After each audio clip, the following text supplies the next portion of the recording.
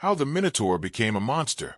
In the sunlit cradle of the Mediterranean, where olives ripen beneath golden skies and gods whisper through the waves, a myth was born, one that would outlive empires and echo through the centuries. The Minotaur, a creature both feared and misunderstood. Half man, half bull, he became a symbol etched into the marble of Greek storytelling.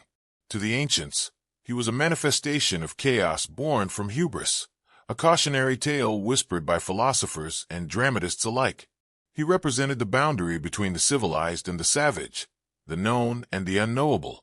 In time, he would stalk through the pages of modern tales, from novels to films, from sprawling role-playing games to philosophical allegories, forever trapped in a labyrinth not just of stone, but of meaning. The story of King Minos. To understand the Minotaur, one must begin with the man who set fate into motion, King Minos of Crete. Son of Zeus and Europa, Minos was destined for greatness, but the threads of pride and power often entangle the most blessed of men. When Minos claimed the throne of Crete, he sought divine approval.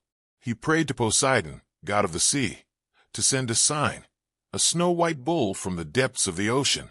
Poseidon obliged, and from the surf rose a bull so radiant, it glowed like moonlight on salt water. Minos had promised to sacrifice the bull in honor of the god, but when he beheld the beast, his heart grew covetous. Surely, he reasoned, no offering is more precious than this bull, but too precious to burn. And so, he sacrificed a lesser bull in its place, believing the gods could be tricked. Poseidon's wrath was slow, but it was absolute. He turned to Pasiphaë, Minos's queen, and cursed her with a desire as unnatural as it was consuming, a divine madness to love the very bull Minos had refused to offer. With the help of Daedalus, the cunning craftsman, Pasiphaë entered the embrace of the beast, and from that unholy union was born a child, Asterion, the Minotaur, a creature with the body of a man and the head of a bull, a prince denied a place in the world of men or beasts. Minos, horrified yet bound by shame and divine consequence, could not kill the creature. Instead, he hid it, the labyrinth's design and purpose.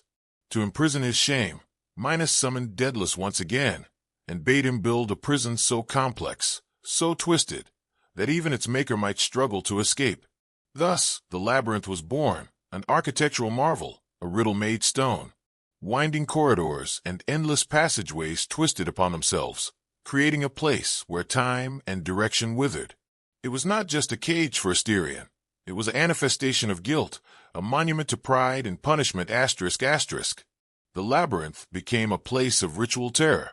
Every 9 years, 7 Athenian youths and 7 maidens were sent to Crete as tribute, offered to the Minotaur to appease the ghost of Minos's crimes. They entered, never to return, swallowed by darkness, devoured by legend. The tragedy of Theseus and the Minotaur. But then came Theseus, prince of Athens, bold, clever, and brave. He volunteered to be one of the tributes, but with a hidden purpose, to end the slaughter and slay the beast. He carried with him not only a sword, but a secret, a thread. For Ariadne, daughter of Minos and sister to the Minotaur, fell in love with Theseus. She defied her father, giving Theseus a ball of thread to trace his path through the maze, so he might find his way out after confronting the monster. And in the deepest chamber of the labyrinth, Theseus met the Minotaur. The battle was not between equals. The Minotaur was powerful, relentless, but Theseus was driven by purpose and destiny. The blade found its mark, and the creature fell. But as the beast died, some say he spoke, a whisper of sorrow, or perhaps merely a breath. For though he had killed, he had never chosen his fate. He was born of punishment, fed on suffering, and caged by shame. Theseus emerged victorious. Yet in his triumph, a tragedy followed. He abandoned Ariadne on Naxos, forgot to raise white sails on his return, and his father, King Aegeus, threw himself into the sea believing his son was dead. Thus, even victory bore the sting of loss, the enduring legacy of the Minotaur. The tale of the Minotaur has never truly ended. It has been reborn across ages, etched into pottery, woven into tapestry, whispered through ink and digital code. Writers, artists, and game designers see in the Minotaur not just a monster, but a metaphor of alienation, of being born into a world that never offered a choice. His labyrinth has become a symbol for the complexity of the mind, of life's confusing paths, and the search for identity in the face of inherited burden.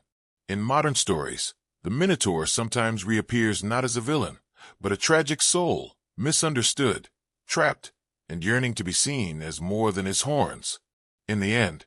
So remember, when you hear the tale of the Minotaur, do not merely see a beast at the heart of a maze.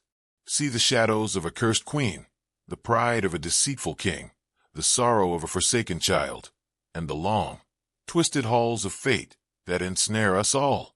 For in myth, as in life, the line between monster and man is thinner than we dare believe.